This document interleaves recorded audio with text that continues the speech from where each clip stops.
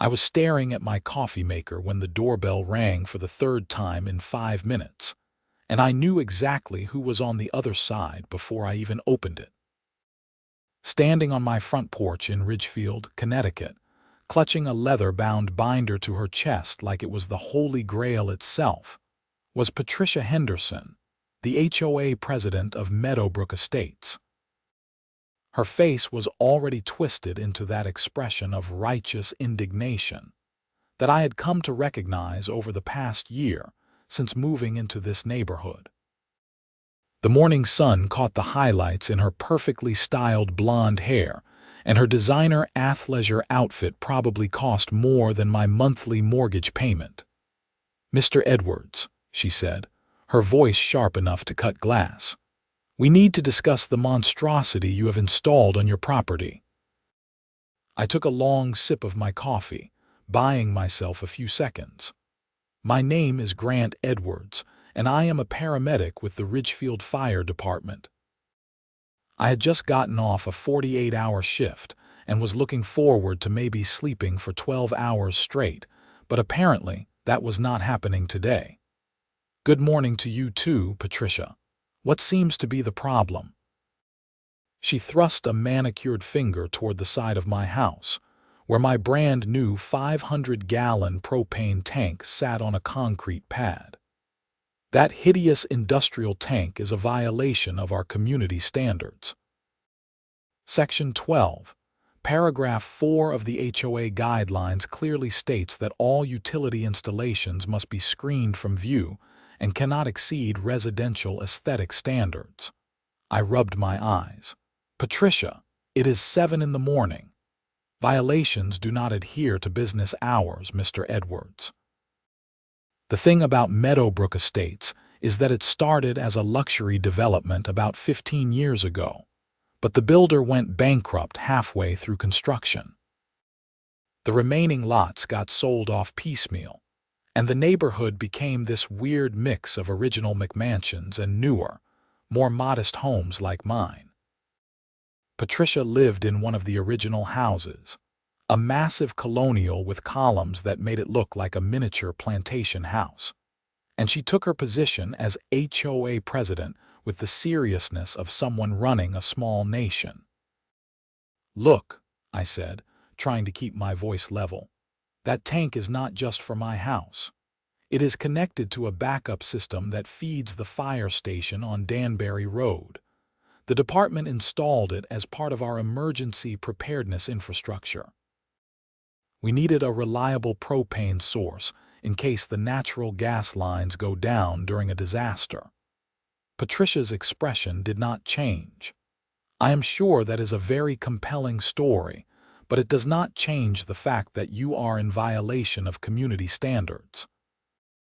I am giving you 14 days to remove it or install proper screening. Failure to comply will result in fines of $100 per day." She turned on her heel and marched back to her white Mercedes SUV, leaving me standing there in my worn paramedic station shirt and pajama pants, wondering how my life had come to this. I went back inside and texted my buddy Marcus Johnson, who was the fire chief at Station 7, our firehouse. "We have got a problem with the propane tank. HOA lady is losing her mind." His response came back almost immediately. "Can she actually do anything about it? She is threatening fines. Might need to get the town involved. Let me talk to the town manager." This should be covered under municipal utility easements. I fell asleep on the couch still holding my phone, too exhausted to even make it upstairs to my bedroom. The next week was relatively quiet, which should have been my first warning sign.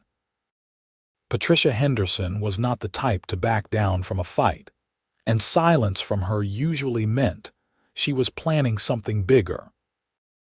I worked my regular rotation at the station, ran calls for everything from cardiac arrests to a kid who got his head stuck in a porch railing, and tried not to think about the HOA situation. Then, I came home on Thursday afternoon to find a bright orange violation notice stapled to my front door. The fine print informed me that I was being cited by the Meadowbrook Estates HOA for unauthorized commercial equipment installation, and that I now had 7 days to comply instead of 14. The daily fine had also been increased to $250. I immediately called Marcus. They just escalated. 7 days now and bigger fines. Grant, I talked to Bob Chen, the town manager. He said the propane installation was approved through the proper channels. The HOA should not have any jurisdiction over town emergency infrastructure. He is going to send them a letter. How long will that take? He said he would get it out tomorrow. These HOA types usually back down once they realize they are messing with town government. Marcus clearly did not know Patricia Henderson. The next morning, Friday, I was making breakfast when I saw Patricia through my kitchen window. She was standing at the property line with another woman I did not recognize, both of them taking pictures of the propane tank with their phones. The other woman was writing things down in a notebook. I went outside. "Can I help you ladies with something?" Patricia smiled, which was somehow more unsettling than her usual scowl. "Just documenting the continuing violation for our records. This is Denise Murphy, our HOA attorney." Denise Murphy looked like she shopped at the same store as Patricia, all business casual and cold professionalism. She glanced up from her notebook. "Mr. Edwards, my client has retained me to pursue legal action regarding your violation of community covenants. We will be filing for an emergency injunction next week unless you come into compliance." "You cannot file an injunction against town infrastructure," I said. "That tank is part of the fire department's emergency system." "We have reviewed the documentation," Denise said. "The propane tank is installed on your private property, registered under your name, and therefore falls under HOA jurisdiction. Your arrangement with the fire department is irrelevant to covenant enforcement." I felt my jaw tighten. "The fire department has an easement for the connection line. Bob Chen from the town is sending you a letter explaining all of this." Patricia's smile widened. "We received Mr. Chen's letter this morning. Our attorney has advised us that his interpretation is incorrect. The covenants are quite clear." After they left, I sat on my porch steps and called Marcus again. This time, the conversation was longer and involved more profanity on both our parts. The problem, as Marcus explained it, was that while the connection line from my tank to the fire station was definitely protected as town infrastructure, the tank itself was technically on my property and in my name. The fire department had arranged it that way to avoid some bureaucratic hurdles with county regulations about propane storage on municipal property. "We might need to relocate the tank," Marcus finally said. "Put it on fire station property instead." "How long would that take? And how much would it cost?" "Probably 6 months and $50,000. We would have to get county approval, engineering surveys, all kinds of red tape." "I do not have 6 months. She is giving me 7 days. Let me call the town attorney. Maybe we can fight this." Saturday morning arrived with another surprise. I was woken up at 6:30 by the sound of someone pounding on my door like they were trying to break it down. I stumbled downstairs, half awake and seriously considering the merits of moving to a cabin in the woods where there were no HOAs, no neighbors, and no one to bother me about my propane tank. Standing on my porch were 2 Ridgefield police officers. The older one, Officer Thompson, according to his nameplate, looked apologetic. The younger one, Officer Ramirez, had his hand resting on his duty belt in that way cops do when they are not sure what kind of situation they are walking into. "Grant Edwards?" Officer Thompson asked. "That is me." "What is going on?" "We received a report of stolen property at this address. A large propane tank that allegedly belongs to the town fire department. I stared at him. You are kidding me. I wish I was. A Patricia Henderson called it in about an hour ago. Said you were refusing to remove town property from your residence and were making threats. Threats? I have not threatened anyone, and the tank is not stolen. It is part of the fire department's backup system. I work for the fire department. I am a paramedic at Station 7. Officer Thompson's expression softened. I know you, Grant. You ran the call when my dad had his heart attack last year. This whole thing sounds like nonsense, but we have to follow up on reports. Can I show you the paperwork? I have all the installation permits, the easement documentation, everything. Please do. I invited them in and spent the next 20 minutes pulling out file folders and showing them every piece of paper related to the propane tank installation. Officer Thompson took pictures of everything with his phone while Officer Ramirez called someone at the station. This is clearly legitimate, Thompson said finally. The tank is not stolen and there are no threats here. I am going to document that we investigated and found no basis for the complaint. Is Patricia going to get in trouble for filing a false report? I asked, probably sounding more hopeful than I should have. Filing a false report requires proving she knew it was false when she made it. She will probably claim she had a good faith belief there was a problem. But this is going in the report, and if she keeps calling in bogus complaints, it will establish a pattern. After the officers left, I called Marcus for what felt like the 100th time in a week. Patricia called the cops on me, claimed the propane tank was stolen town property. Are you serious? 2 officers just left. They figured out pretty quick it was garbage, but she is escalating. Grant, this is getting out of hand. Let me set up a meeting with the town attorney and the town manager. We need to shut this down before it gets worse. The meeting happened Monday afternoon at Town Hall. Present were Marcus, Bob Chen, the town manager, Linda Freeman, the town attorney, me, and via speakerphone, Denise Murphy representing the HOA. Patricia was supposedly there too, but she stayed quiet while her lawyer did all the talking. Linda Freeman, a sharp woman in her 60s with gray hair and reading glasses on a chain, laid out the town's position. The propane installation was approved through proper channels and serves a legitimate municipal purpose. The connection line between Mr. Edwards' property and the fire station is protected under utility easement laws. The HOA has no standing to interfere with town emergency infrastructure. Denise Murphy's voice came through the speakerphone with practiced smoothness. We are not disputing the connection line, Mrs. Freeman. Our issue is with the storage tank itself, which sits entirely on private property within HOA jurisdiction. Mr. Edwards could comply with community standards by installing appropriate screening around the tank. The HOA has offered this compromise multiple times. Screening was not mentioned in the original violation notice, I said. And when I asked Patricia about it, she said the tank had to be removed entirely. There was a pause. Then Patricia's voice came through, tight and controlled. The screening option is available if proper permits are filed, and the design is approved by the Architectural Review Committee. However, given Mr. Edwards' hostile attitude, we may not be inclined to approve anything at this point. Hostile attitude. I could not keep the frustration out of my voice. You called the cops on me and claimed I stole the tank.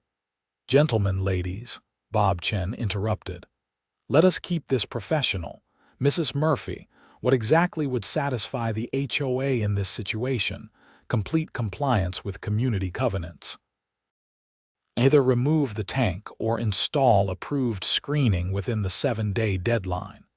The Architectural Review Committee meets next Thursday, so Mr. Edwards could submit plans immediately and potentially have them approved in time. Marcus leaned forward. What kind of screening are we talking about? The covenants require natural screening for utility installations, landscaping, privacy fencing, or a combination. Minimum height of 6 feet must blend with neighborhood aesthetics. Linda Freeman made some notes. And if screening is installed that meets those requirements, the violation is resolved. Assuming the Architectural Review Committee approves the design, yes. After the call ended, the four of us sat in Bob Chen's office discussing options. The consensus was that fighting the HOA in court would be expensive and time-consuming, even though the town would probably win eventually. Installing screening was the path of least resistance. The town can cover the cost, Bob said. This is our infrastructure, after all. But Grant, are you okay with having a fence or hedges around part of your yard? If it makes this nightmare go away, absolutely.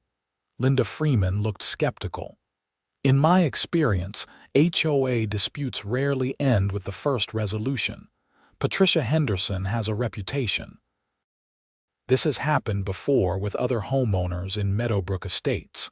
What happened to them? I asked. 2 families moved away. One spent 3 years in litigation and finally won, but it cost them over $100,000 in legal fees. Patricia seems to enjoy the fight more than the outcome. Marcus shook his head. We need to document everything. Every interaction, every communication. If she keeps pushing, we need a record. We hired a landscaping company that specialized in compliance work for HOA properties. The owner, a guy named Tom Silva, had been dealing with Meadowbrook Estates for years and knew exactly what would pass Patricia's scrutiny. He proposed a combination of arborvitae trees and a cedar privacy fence that would completely screen the propane tank from street view, while still allowing access for maintenance. Tom submitted the plans to the HOA Architectural Review Committee on Tuesday morning. The 7-day deadline was Friday. According to the HOA bylaws, the committee had to respond to submissions within 72 hours. Wednesday came and went with no response. Thursday afternoon, I called the HOA office and got voicemail. I sent an email to Patricia and Denise Murphy, asking about the status of the screening plans. Friday morning at 8, I received an email from Denise Murphy. The Architectural Review Committee has declined your screening proposal. The cedar fencing does not meet neighborhood aesthetic standards, and the proposed arborvitae are not on the approved species list. You remain in violation of community covenants. Fines begin accruing today at $250 per day. I forwarded the email to Marcus, Bob Chen, Linda Freeman, and Tom Silva. Then I walked outside and took pictures of every single house in Meadowbrook Estates that had cedar fencing, which turned out to be 11 properties, including Patricia's own house. Tom Silva called me back within an hour. I pulled the approved species list from the HOA guidelines. Arborvitae are specifically listed as recommended for screening applications. Someone is lying. Linda Freeman's response was more measured. This appears to be arbitrary and capricious enforcement. That is our angle if we end up in court, but let me try something first. What Linda tried was sending a formal letter to the HOA, copied to every member of the board, pointing out the factual inaccuracies in the rejection, the presence of identical cedar fencing throughout the neighborhood, and the specific approval of arborvitae in the HOA's own guidelines.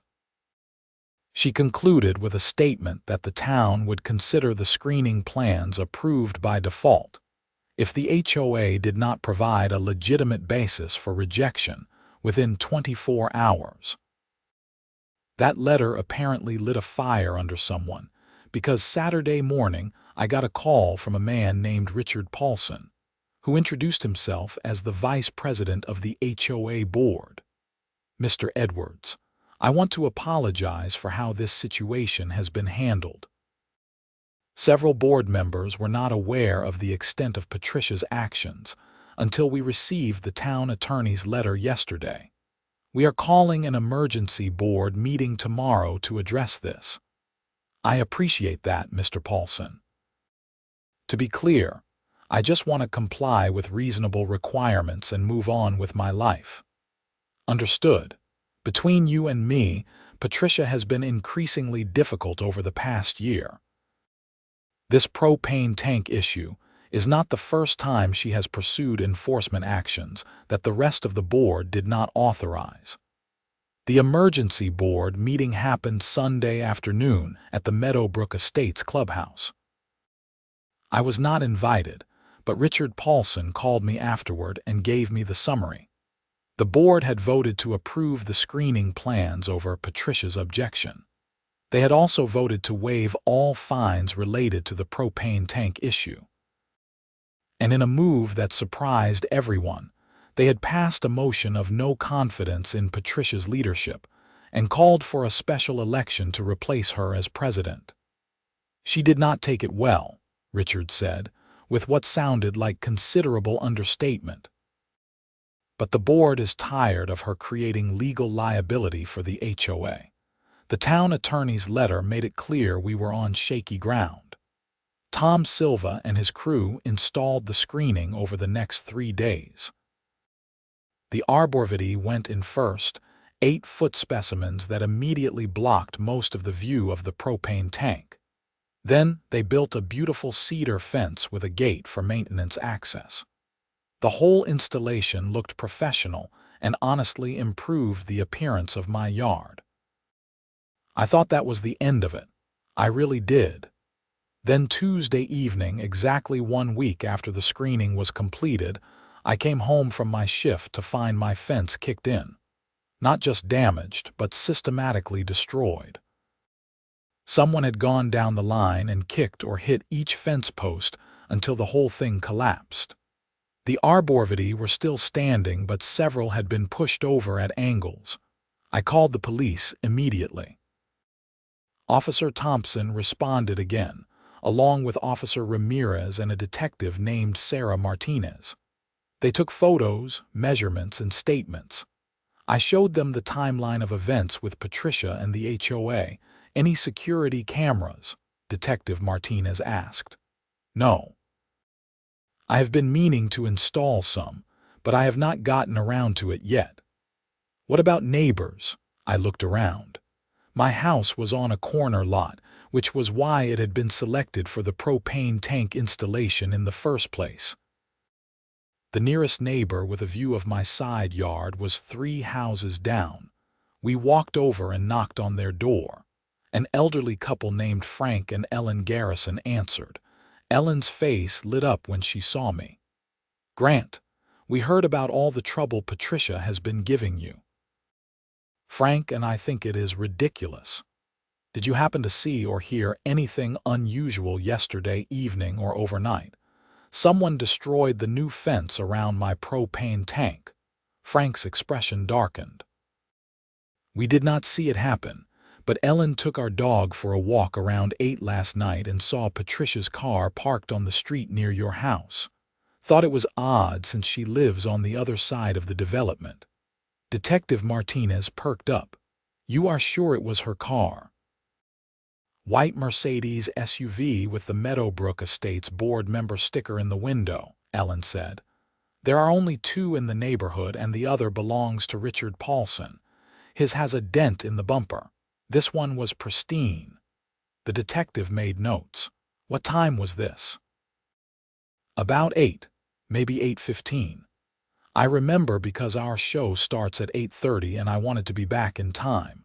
After taking full statements from the Garrisons, Detective Martinez told me they would follow up with Patricia. Legally, we need more than her car being parked nearby. But given the history here, it is worth investigating. I called Tom Silva and got an estimate for repairs. Another $3,000. I also called Marcus and told him what happened. This is insane, Marcus said. Grant, maybe we should just relocate the tank at this point. No. I am not letting her win by destroying my property. It might not be safe. If she is willing to vandalize the fence, who knows what else she might do? He had a point. That night, I installed motion-activated lights on that side of the house and borrowed a trail camera from my buddy who hunted. If someone came back, I would have evidence. Wednesday morning, Detective Martinez called. I interviewed Patricia Henderson yesterday evening. She denied any involvement and said she was home alone all evening. No alibi, but no evidence against her either. Her car does not show any damage consistent with kicking through fence posts. So that is it. She just gets away with it. I did not say that. I am still investigating, but I wanted you to know where things stand. Also, insurance should cover the fence repairs. This is vandalism, and you have a police report. The insurance claim turned into its own nightmare because my homeowner's insurance required documentation of the fence's original installation and the HOA approval. That meant going back to the HOA for copies of records, which Patricia technically still controlled as president until the special election. Richard Paulson helped by providing his own copies of the board meeting minutes and approval documents. She has been stonewalling requests for records from several homeowners, he explained. We are going to address that at the next board meeting. Tom Silva's crew repaired the fence on Friday. This time, I had the trail camera running and the motion lights active. I also took Marcus's advice and installed a full security camera system with cloud backup. If someone came back, they would be on video. Saturday afternoon, I was working in my garage when a silver Honda pulled into my driveway. A woman in her 40s got out, wearing business casual and carrying a tablet. Grant Edwards. I am Nicole Norton with Channel 8 News. I am working on a story about HOA disputes in Connecticut and heard about your situation. Would you be willing to talk to me? I hesitated. Getting the media involved could either help or make everything worse. How did you hear about this? A source at the town said there has been an ongoing dispute between you and your HOA over a propane tank that services the fire department. That is a unique angle. Town emergency services being blocked by HOA rules. The dispute is mostly resolved, I said. The HOA approved screening for the tank. But someone vandalized that screening, correct, and there is an ongoing police investigation. Word traveled fast. I am not sure I want to be on the news. Nicole smiled. Off the record, I have been tracking Patricia Henderson for 6 months. She has been involved in disputes with 8 different homeowners in Meadowbrook Estates in the past 3 years. 2 of those families moved away to escape the harassment. This is a pattern, and the propane tank story is a perfect example of HOA overreach affecting public safety. You said off the record. I will not quote you or use your name without permission, but I would like to hear your side. I invited her in and spent an hour explaining everything that had happened. She took notes but did not record anything. When I finished, she sat back and shook her head. This is worse than I thought. She filed a false police report, rejected legitimate screening plans, and now there is property damage. Do you know about the Hendersons' finances? What about them? Public records show Patricia and her husband filed for bankruptcy 2 years ago. They are drowning in debt. I have been wondering if some of her HOA enforcement actions are about pushing people out so properties go up for sale. She is a real estate agent, did you know that? I did not know that. You think she is forcing people to move so she can list their houses? I cannot prove it, but the timing is suspicious. 3 of the families she harassed ended up using her to sell their homes. That would be fraud. That would be very hard to prove, but it is worth investigating. After Nicole left, I sat on my couch and tried to process everything. If Patricia was using her HOA position to generate real estate business that took this from petty neighborhood dispute to potential criminal activity, I called Linda Freeman, the town attorney. "I need to run something past you." I explained Nicole Norton's theory about Patricia's potential financial motive. Linda was quiet for a long moment. That would explain some things. Last year, Patricia tried to force a homeowner to tear down a shed that had been on the property for 20 years. Claimed it violated setback requirements. She pushed so hard the homeowner just sold and moved. Patricia listed the house. Can the town do anything about it? Not directly. But if there is evidence of fraud or using the HOA position for personal financial gain, that could be criminal. The state attorney general's office handles HOA corruption cases. Should I contact them? Let me make some calls first. If we are going to accuse an HOA president of corruption, we need to have our ducks in a row. The special election to replace Patricia as HOA president was scheduled for the following Saturday. In the meantime, life continued. I worked my shifts at the fire station, came home to check my security cameras, and watched the fence like a hawk for any new damage. Thursday evening, Marcus called with news. The town council is considering an ordinance that would prevent HOAs from interfering with municipal infrastructure installations, basically codifying what Linda argued about the propane tank. Will it pass? Bob Chen thinks so. 3 council members have already said they support it. There have been other issues with HOAs blocking town utility work. That would not help me now, but it might prevent this from happening to someone else. Exactly. Also, the propane tank story is apparently making the rounds. I have gotten calls from 2 other towns asking about our emergency fuel setup. Friday morning, I woke up to 17 missed calls and 43 text messages. My first thought was that someone had died. Then I checked my email and saw the subject line. Channel 8 news story on HOA dispute. Nicole Norton had run her story, and it had gone viral. The segment was titled "HOA President Blocks Emergency Services, Faces Corruption Investigation," and it laid out everything in excruciating detail. Patricia's history of disputes with homeowners, the suspicious pattern of her real estate listings, the propane tank situation, the vandalism, all of it. The part that really got people's attention was the interview with Marcus, where he explained how the propane tank served as backup fuel for the fire station's emergency generators. In a major disaster, that tank could literally be the difference between the fire station staying operational or going dark, Marcus said on camera. The idea that an HOA tried to force its removal is unconscionable. Nicole had also somehow gotten security footage from the night the fence was vandalized. Not from my cameras, which had not been installed yet, but from a neighbor 2 houses down who had not mentioned having a system. The footage showed a white Mercedes SUV parking on the street near my house at 7:45.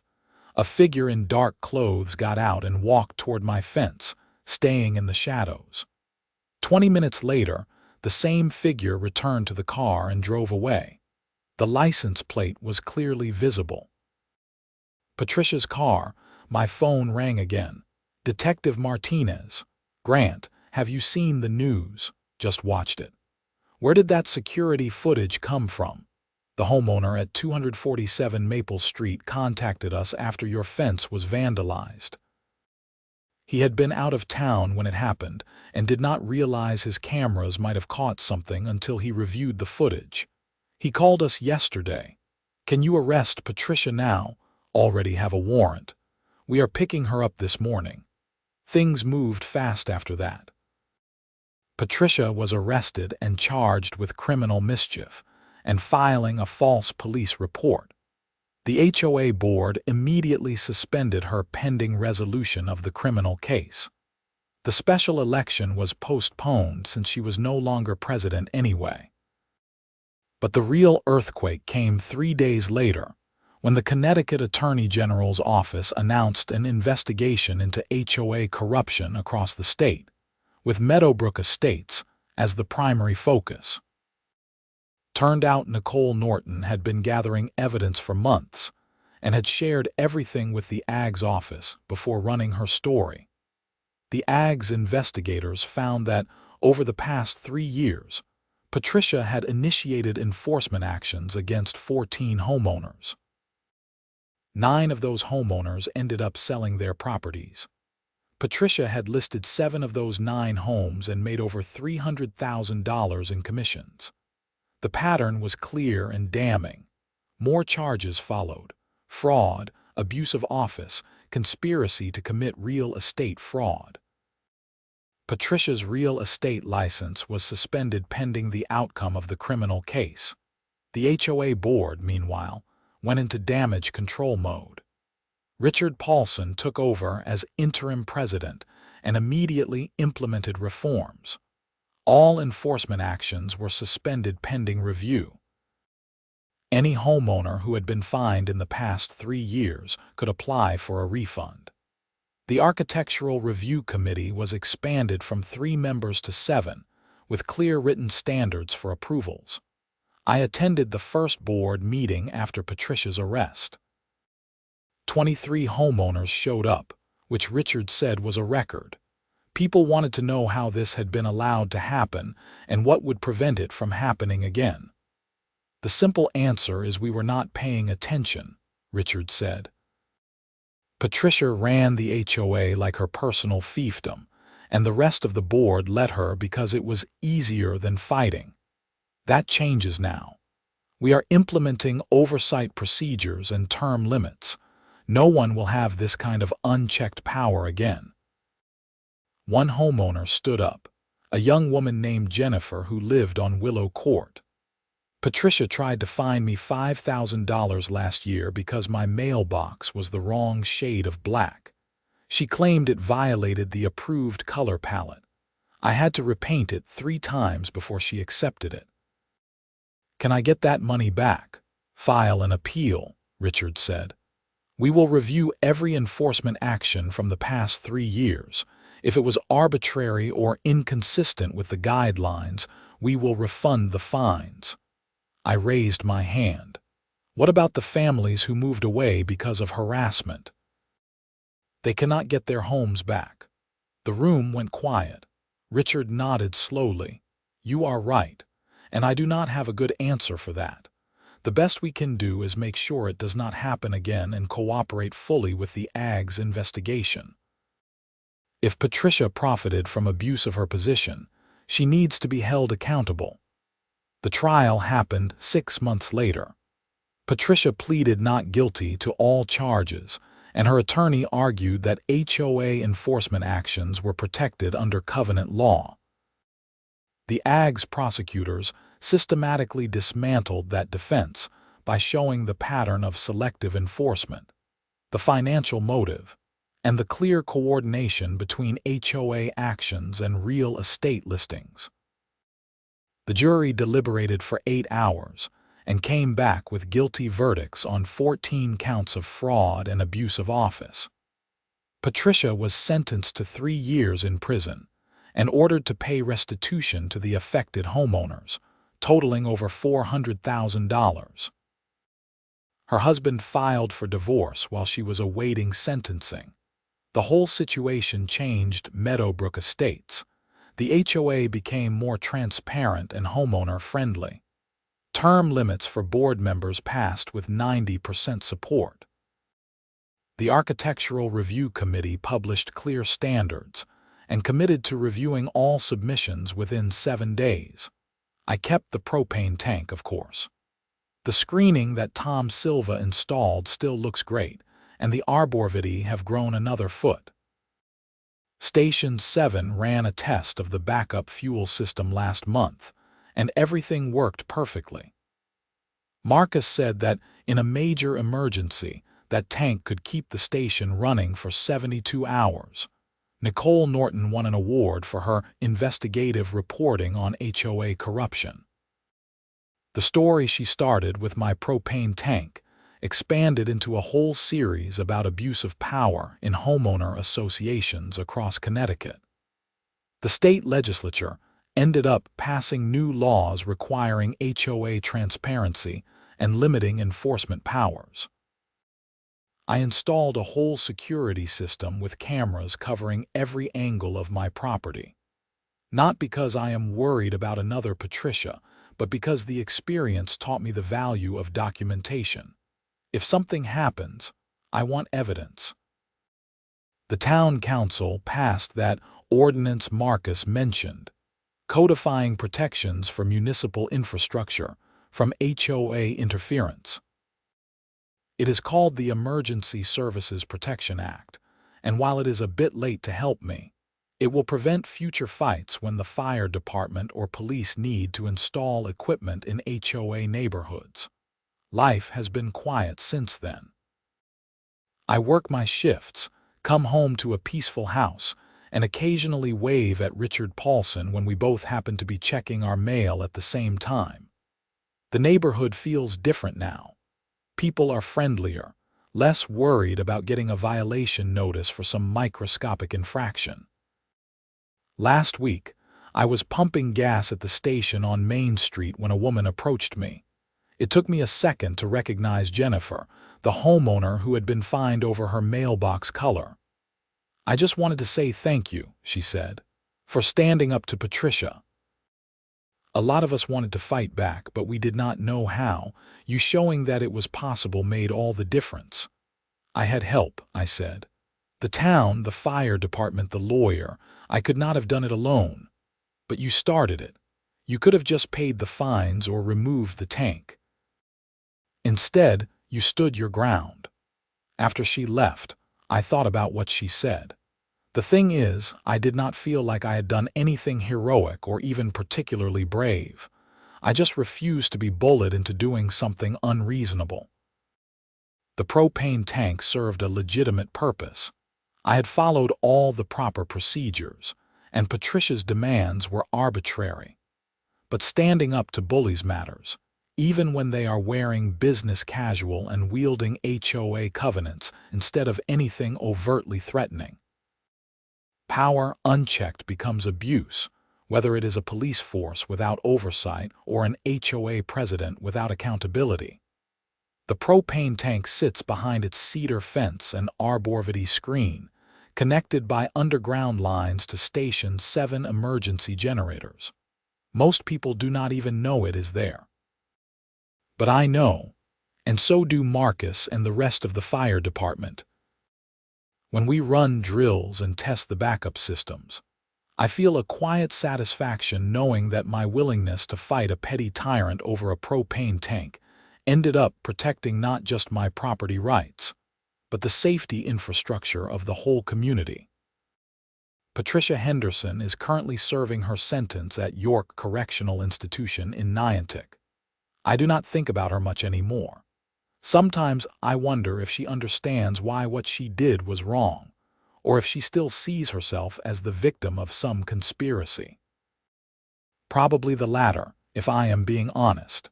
People who abuse power rarely see themselves as the villain. The Meadowbrook Estates HOA just finished its fiscal year with a surplus for the first time in 5 years.